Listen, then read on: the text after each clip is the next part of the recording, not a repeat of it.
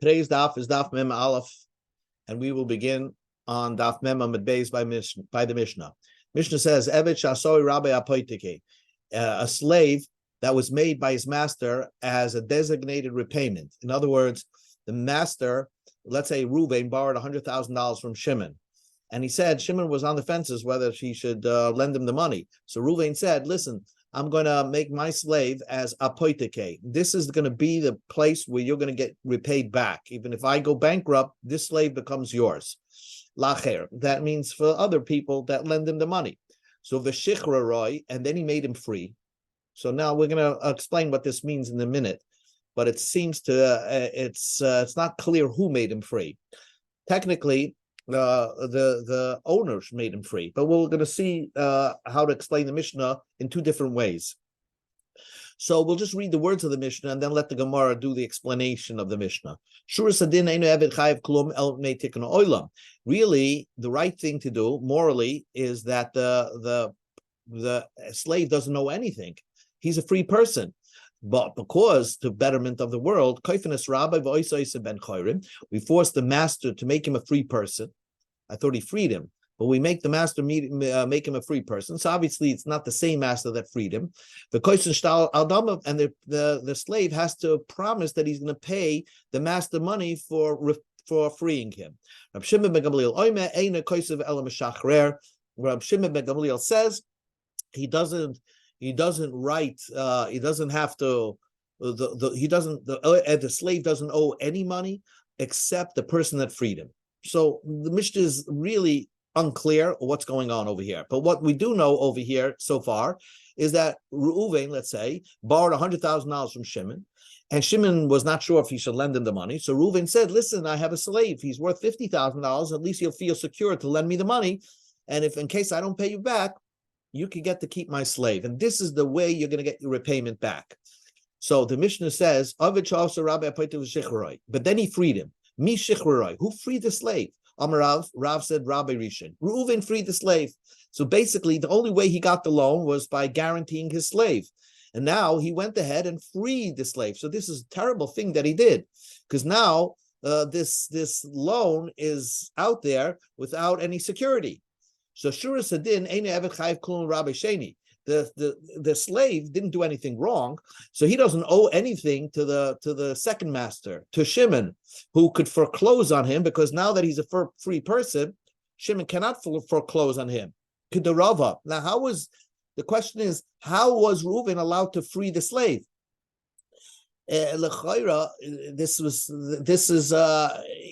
He's designated to be as a security for the loan. So how was Reuven allowed to free his slave?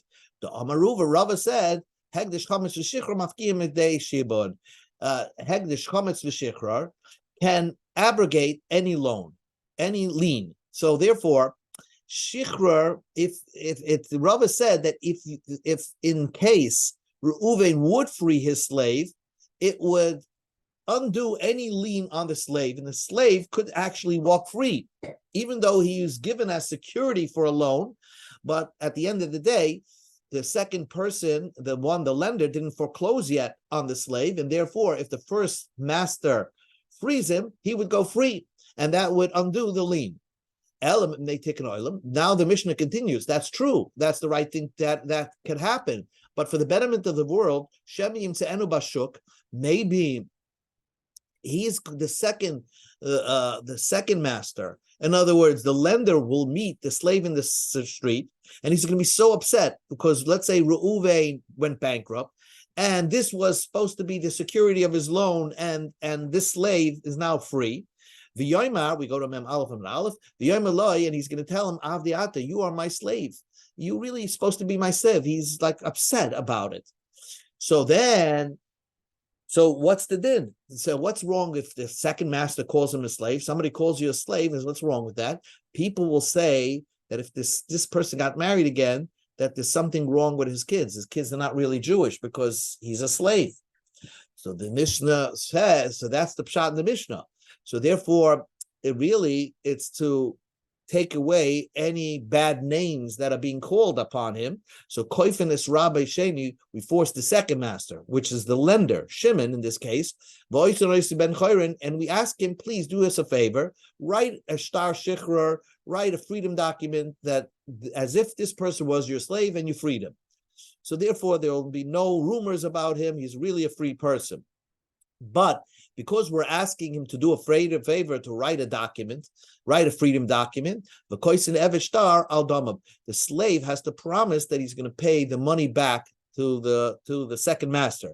So in case the slave, let's say, is worth $50,000, the slave has to promise that one day he's going to pay this lender $50,000 for the favor and goodwill that he wrote him a quote freedom document. He wrote him a get shichrar as a goodwill. So then the slave promises him he's going to pay the value of himself. Rav Shimon ben Gamliel says they never kaisiv. The slave doesn't have to write that he has to owe this money. The first master has to write. Although, let's say he went bankrupt, he has to write that, look, I had a security over here. I freed my security. That was the whole reason I got the loan in the first place. So he has to promise, whatever it's worth, he has to promise that he's going to pay the value of the slave to his lender. But what are they arguing about? The mazik shibu shel chaver kamipalgi. If you destroy the lien of your friend, that's what they're arguing. If you destroy property of your friend, of course, you have to pay. You're a mazik. But let's say there's a potential item that could have belonged to your friend. It's called a lien. He has a lien on something. He didn't foreclose on that, but he has a lien on something, and you destroy it. So that's what happened over here. Reuven, Shimon has a lien on the slave of Reuven because of a loan that he made. Now, Shimon didn't foreclose on that slave yet. It's a potential that could belong to Shimon.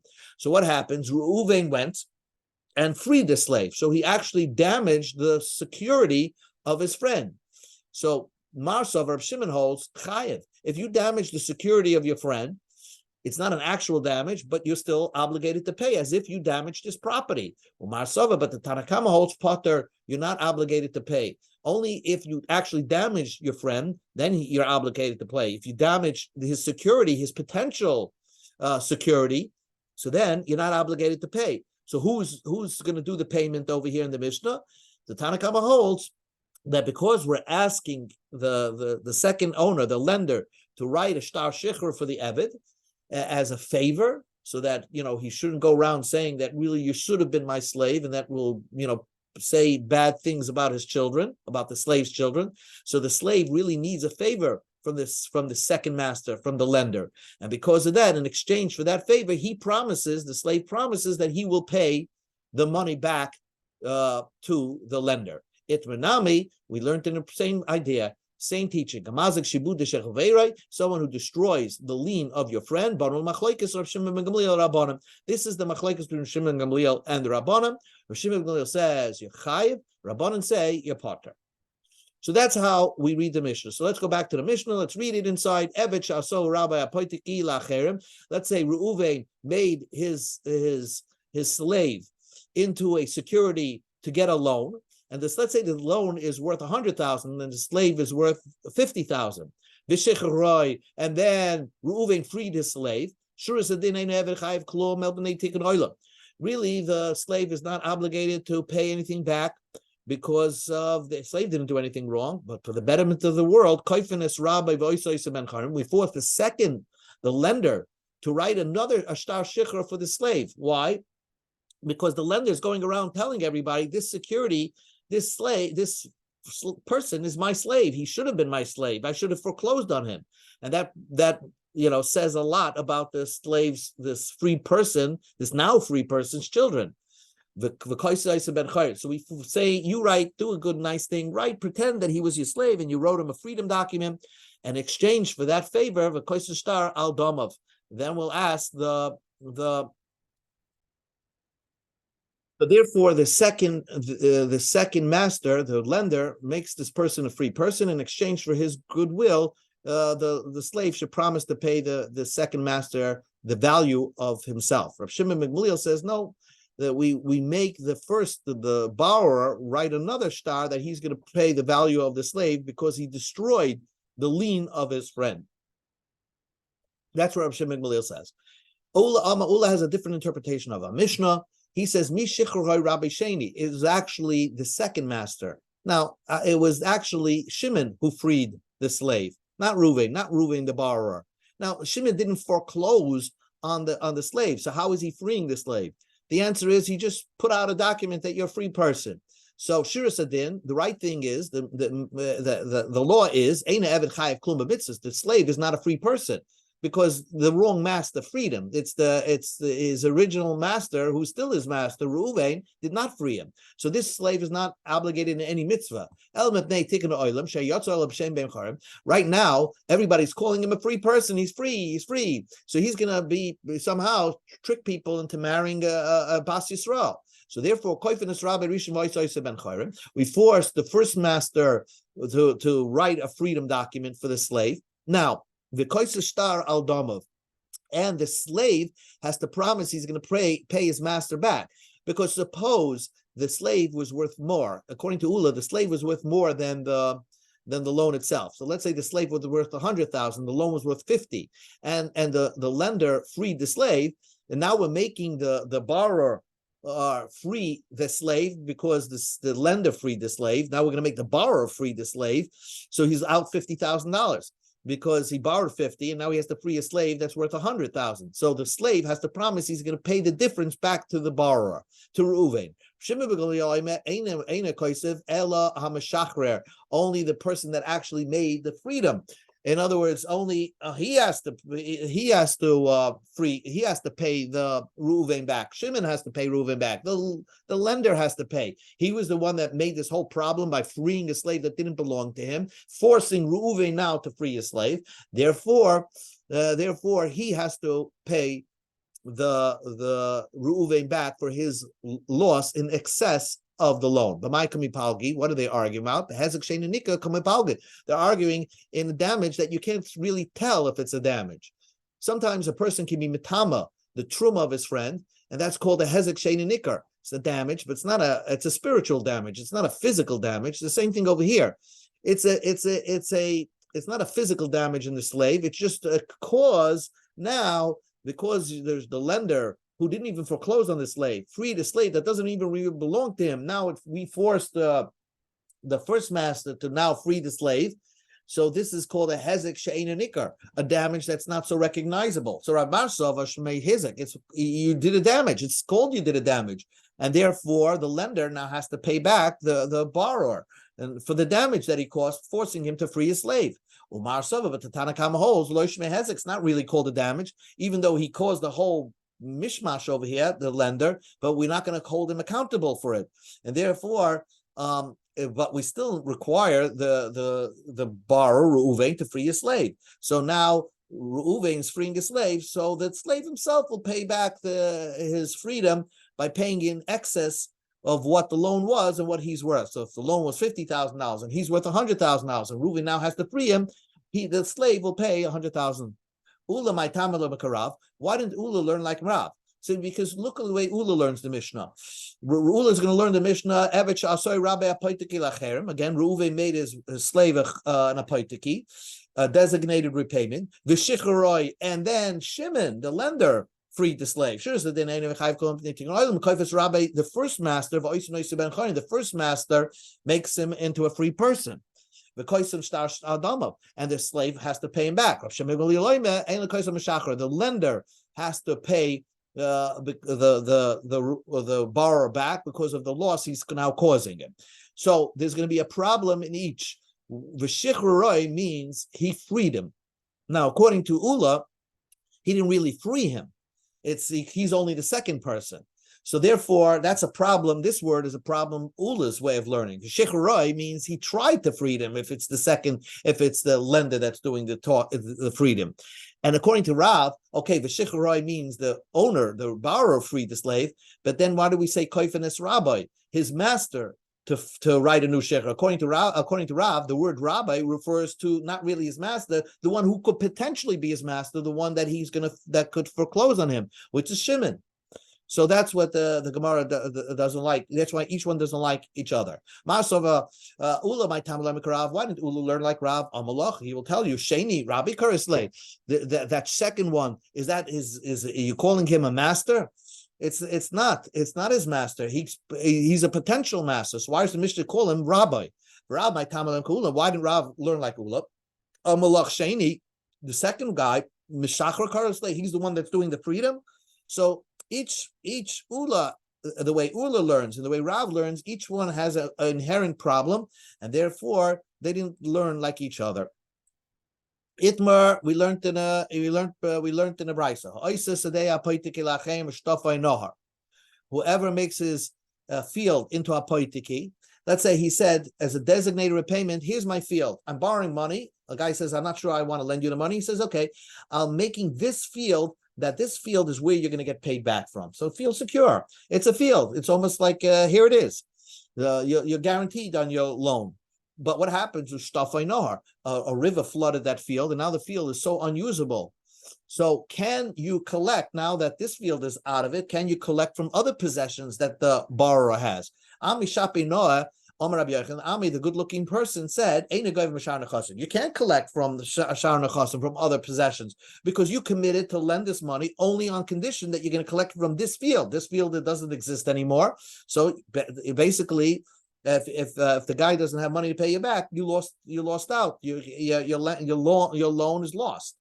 The father of Shmuel says, you could collect from other property. In other words, just because that field is lost, what should stop the lender from trying to collect on his loan from the other possessions that the borrower has? So the Gemara says,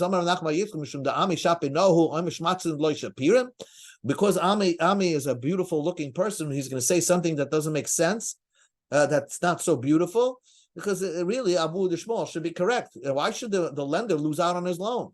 The Targum Shmait say the Amalei lo yehei lecha proin elamizu. We're going to translate that the reason why Ami Shaper Noah said that you don't collect from other possessions that he has is because when the loan was made, the borrower said, you're only going to get paid back from this. Either I have the cash to pay you back, or you can collect on this field. But you can't have no right to collect from any other field that I have. Oh, well, if that was the condition, certainly you can't collect from other possessions. Tanya Nami, this is exactly what we learned in another brisa.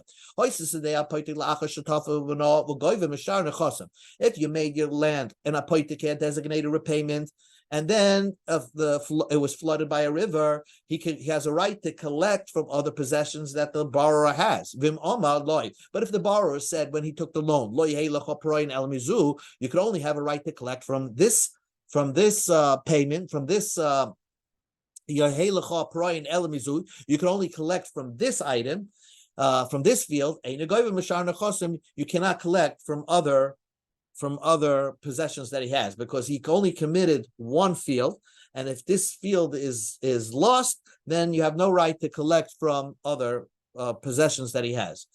Tanya Idach, we learned in another brisa. For a loan, a person made his field as a designated repayment for a loan, or for a ksubas isha, which means he promised a woman, marry me. You're worried about where I'm going to get the ksuba to pay you. Here's this piece of land. In case when I die, you can collect this piece of land. And let's say he dies, and this land is unusable, or he sold it, then she should collect from other possessions. Rav Shimon ben Gamliel Rav Shimon says, a loan, yes, if this field is gone or destroyed or sold, you can collect from other possessions that he has. But Isha, once you designated a piece of land for a woman, that this is her ksuba, she doesn't collect from other possessions that he has, because he doesn't collect because he has no right to sell it. Once you're saying this is where you're going to get paid back for your ksuba, the husband loses all rights to sell that field at all. Because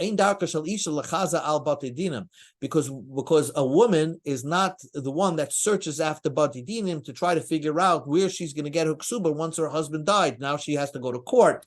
once that, so this eases up the system. According to Rav Shimon Gamliel, when a person says to his wife, listen, before we're married, this is where you're going to get your ksuba from, this piece of land, this property that I own, that means he can't sell it. And therefore, this property is designated. But the flip side, I guess, to that is if something would happen to that piece of property, she has no right to collect from other possessions that he has, because this was the only security that she had for ksuba. So that's the din by ksubas isha, according to Rav Shimon ben Gamliel. So new Mishnah, bottom of Mam Aleph Amar Aleph. Misha chetzi eved v'chetzi ben chorim. A man is a half a eved and a half a free person. How could it be a half a eved and a half a free person? So very simple. He was owned by two different people. Either two sons inherited a slave from their father, or two partners owned a slave, and one of them decided to free the slave. So Oividus Rabbi Yamecha v'asmi Yamecha divrei Beis Hillel. Beis Hillel says all you have to do is serve your master one day, and you can serve yourself another day. In other words, he's a free. One day he works, and one day he works for himself, because he's a free person, and he's a slave. So he splits his time. Divrei Beis Hillel. Beis Shammai and Rosh Hashanah says tikantem es Rabbi. It's atzmin like tikantem. This is a financial solution to the problem, but his spiritual is not corrected. In other words, there's a spiritual problem over here. What's the spiritual problem? He can't marry anybody because he's a half a slave and a half a free person. At least can he marry a maid? He can't. Why? Because he's a half a ben chorim. He's a free person, and therefore, as a free person, you're not allowed to marry a regular ben Yisrael. It's not allowed to marry a shifcha kananis, and half of him is free. And we will not say the essay of why don't we say the essay of having children should be doicha the loisa say of marrying a shivcha kananis. That's an interesting question that Taisus points out. But again, that having children is only at the end of the bia, but the beginning of the bia, you get the avera of he would get the avera of sleeping with a shivcha kananis, of having bia with a shivcha kananis. So therefore, this person who's a half a ben choren and a half a shivcha cannot marry a shivcha kananis. We go to Amud Beis. Bas choren, for a free person, he cannot marry a free person shekvar chetzi eved, because he's a slave.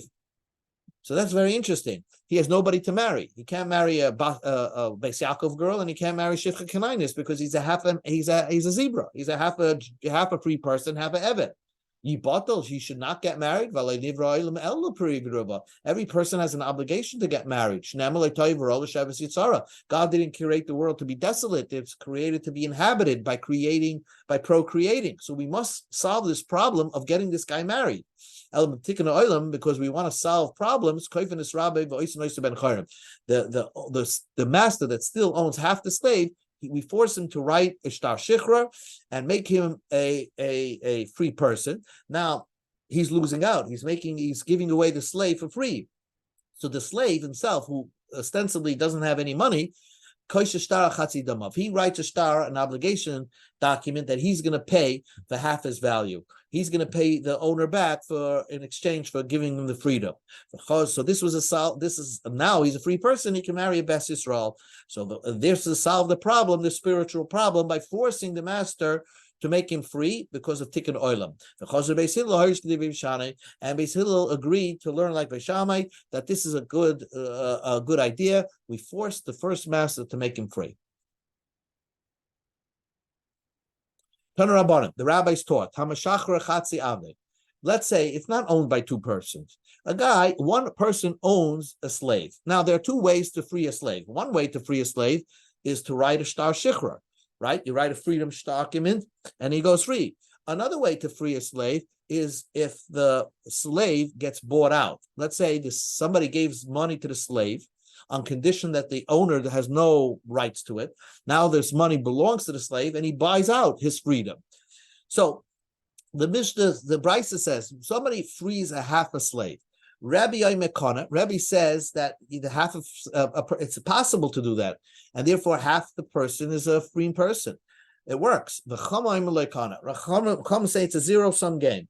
Either he's free 100% by you or not, but there's no half of freedom over here. So that's the machlekes. Omar Rabba said, the machlekes is bishtar. If the owner was writing a freedom document, he's writing a shtar, and he's writing in the star that you're free halfway. The Rebbe holds, well, when the Torah talks about chatzi shivcha and chatzi shivcha, when the Torah does describe a situation where an Eved Ivri married a half a shivcha and half a baschora. That's the concept of Asham Shivcha Charufa. But the Torah describes a Shivcha Kanainis who's a half-free person. How is a Shivcha Kanainis a half-free person? So the Chumash describes as the half-day niftasa. She didn't get she redeemed herself, but it's not redeemed. Or she was not given her freedom. So this the half-day niftasa refers she did not get pay full money to get her free to redeem herself, or she did not get a full star. So let's listen. So Rebbe says like this: Maka star lekesef. The freedoms of freeing are compared to each other. The star freedom and the kesef freedom. Ma kesef, just like when a slave frees himself by buying himself out. It doesn't matter if you could only afford halfway, then it works halfway. Ben kulei, whether you do it the whole way. Ben chetzia, when you do it the halfway, you're free. Av star, so also when you free yourself. When the owner is writing up a star, it doesn't matter. Ben kulei, ben chetzia, if he wrote a star that totally frees the slave or totally frees the shivcha, or whether he writes halfway, it also works. That's what Rebbe says. So you could write a document that writes that frees a half a slave. Rabbanan said like this: no, the freedom document, the get shichror, is similar to a get isha. Can you megarish a half a woman? No, you can't divorce a half a woman. It's either 100% or nothing. So Rabbanan Gamri law lama isha. We compare law. There's a Gezer Shava that compares law, a Shifcha Kanainis, to a woman. Ma Isha, just like a married woman, you can't divorce a half a woman. So also by a slave and a Shifcha Kanainis, you can't free a half a slave. So that's what the machlekes is by if the owner decides to free his slave through a star. And he says half of you is free. Rebbe says it works. Chachamim say it doesn't work. If the slave is trying to redeem himself, and he only could afford half his value, everybody would hold it works because peduya, you're redeemed. Vena peduya, you're not redeemed. How could you be redeemed at hafte and loy niftasa if you could only afford your half of your value? You're half considered redeemed. So let us say, the way Rabbah explained, that this is the argument. The Marsova Hekesha Difa, Umarsova Gzer Shava Difa. Rebbe holds Hekesh is better, and therefore you have a Hekesh that compares the freedom of a star to the freedom of a kesef, all by a slave or by a shivcha, and therefore you compare them to each other. And just like kesef is halfway, star could also be halfway. And the Marsova, but the Rabbanan hold if you have a choice, Gzer Shava Adifa. The Gzer Shava is more powerful. Since there's a powerful Gzer Shava that compares the Shivcha Kanainis to a get Isha, the get Shichra of a Shivcha Kanainis to a get Isha, so that's more powerful. Therefore, since it doesn't work by a get Isha, it's not going to work by a Shivcha Kanainis. So that's how you square off the machlekes. So the Gemara says, no, that's not the way. The Kuli Alma, everybody will agree, Gzer Shava Adifa. The Gzer Shava is more powerful. Technically, when you have a choice between a Gzer Shava and a Hekesh, one says one way and the Gzer Shava, Hekesh says one way and the Gzer Shava says the other way, you pay attention to the Gzer Shava. So now let us understand Rebbe. Why does Rebbe not pay attention to this Gzer Shava that seems to say that that just like you can't divorce half a woman, you shouldn't be allowed to free a half a slave, a half a shivcha? The answer is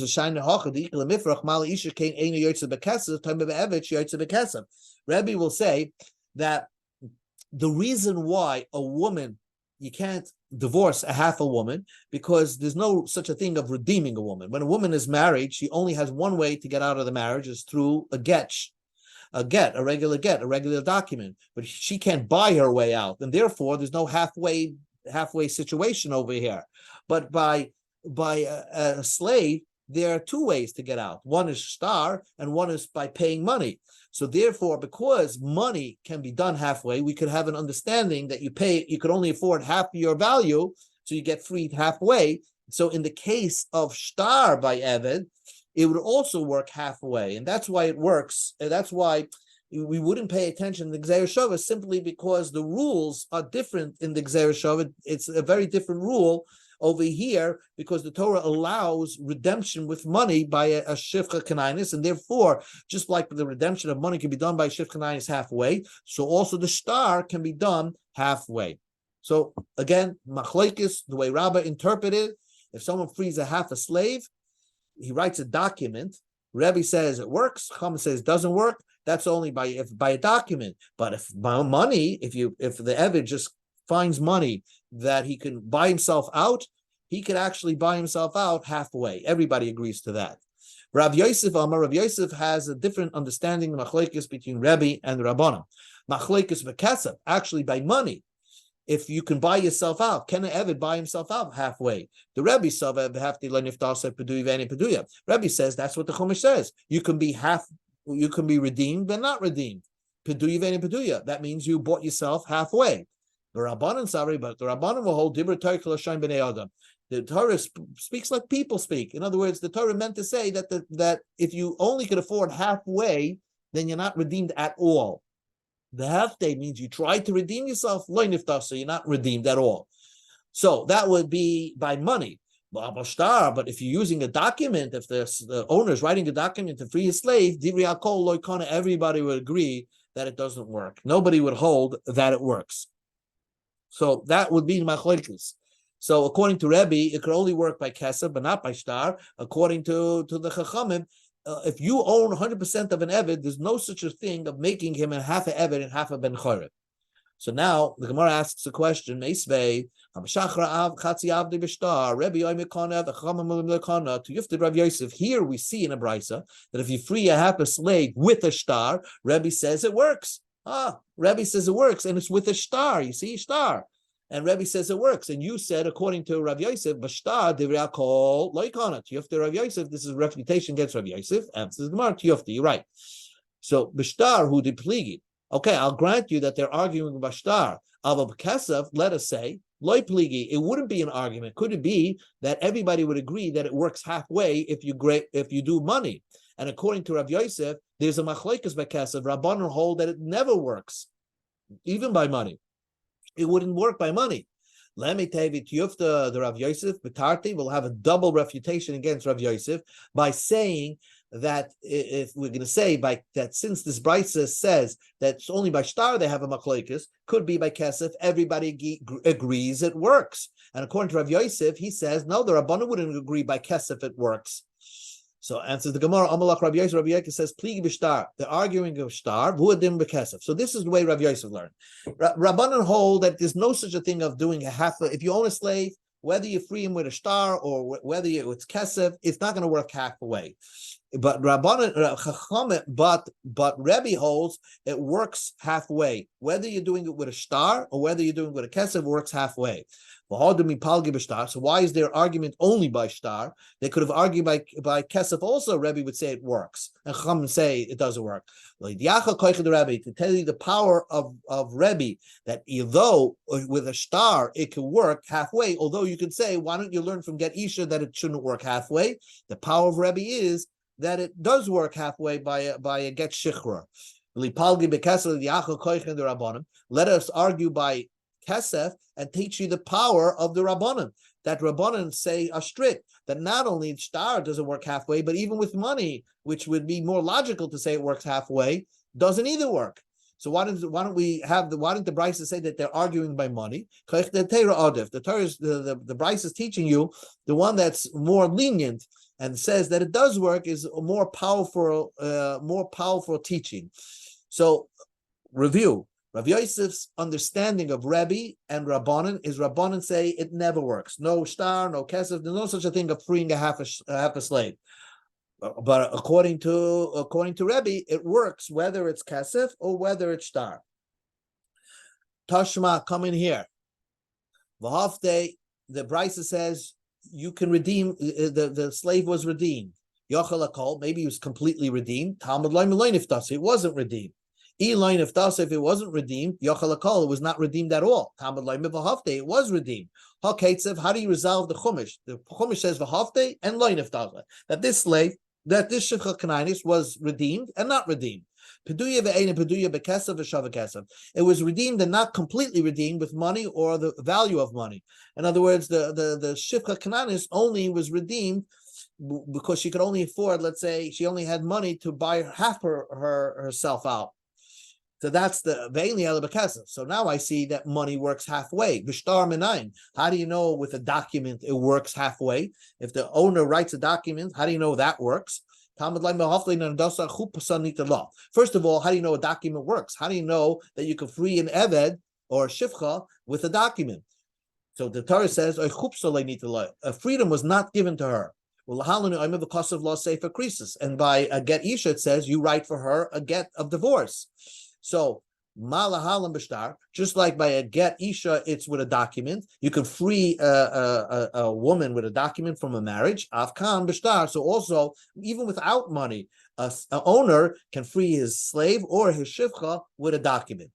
So, but you have to free so the Brisa continues. I only see that you can have halfway with money, a kula b'shtar, or you free the entire shivcha with a shtar.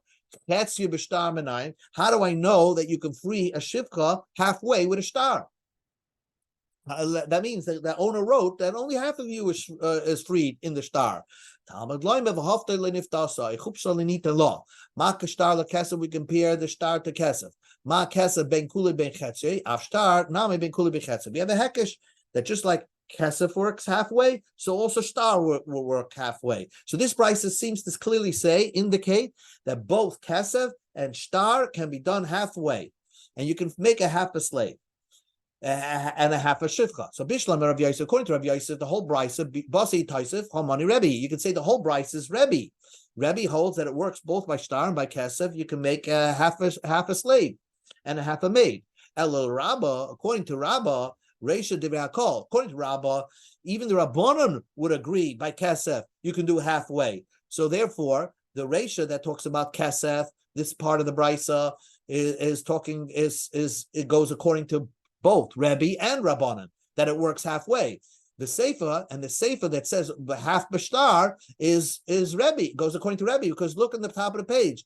Rabbah said that the machlokes is b'shtar, ava b'kasef, divrei hakol, kana, and only by shtar Rebbe was the one that says kana. So according to the Rabbanan, according to Rabbah, this brisa is the beginning of the brisa goes according to everybody, and the end of the brisa goes according to Rebbe. Amalach Rabbah will tell you, yeah, sometimes. Reisha Divrei Hakol, the first part of the brisa goes according to everybody. The Seifa and the end of the brisa, Rebbe. Rav Ashi, I'm a Rebbe. Rav Ashi says simply the brisa goes according to Rebbe, because even according to Rabbah, even according to Rabbah, Rebbe holds by kesef it works halfway, and it's with shtar that he's arguing against the Rabbanan, and it says that it also works halfway. So this brisa can be only like Rebbe. Rebbe could be the higher author of the brisa. Now the Gemara gets back to a basic question, in which we spoke about, and this is the final question of the night. Our Mishnah is talking about a half a slave and half a free person. According to Rabbah, how do you get this case of a half a slave and a half a free person? So if it was owned by one person, according to Rabbah, you could say that the brisa is talking about that the slave bought his freedom out halfway, and everybody agrees that a slave can buy half his freedom if he comes up with half the money. And the brisa goes according to everybody, Bein Rebbe, Bein Rabbanim. Rav Yosef, according to Rav Yosef, remember, held that the Rabbanim never held that there's any possibility of half a slave and a half a ben chayrim. According to Rav Yosef, the only one that holds of this idea, whether it's a shtar or kesef, is only Rebbe. So, Lema, will you say our Mishnah goes according to Rebbe v'loy Rabbanan? Would our Mishnah go only according to Rebbe and not according to Rabbanan? Answers the Gemara, Amar Ravina. Ravina will tell you that no, we can say, like we said in the Mishnah, the Eved, we go to Membezim and Aleph, the Eved shall say Shutofim v'divrei hakol, that really the slave belonged to two partners. And since each one owns only a half, so therefore there's not a problem of just freeing whatever you own. You're freeing 100% of whatever you own, each partner. So therefore, if one partner freed his half, there, and one partner did not free his half, there you have a case of Chetzi Eved v'Chetzi Ben Chorim. That's what the Mishnah is talking about. And everybody agrees to that case. And there's a machlokes between Besham and Beisilo. Beisilo originally says he can remain that way forever. Beshame says no, you have to force the one that did not free the slave to free him, so that can enable this person to marry a free person. Okay, we'll continue that Be'ez Hashem tomorrow with Membez.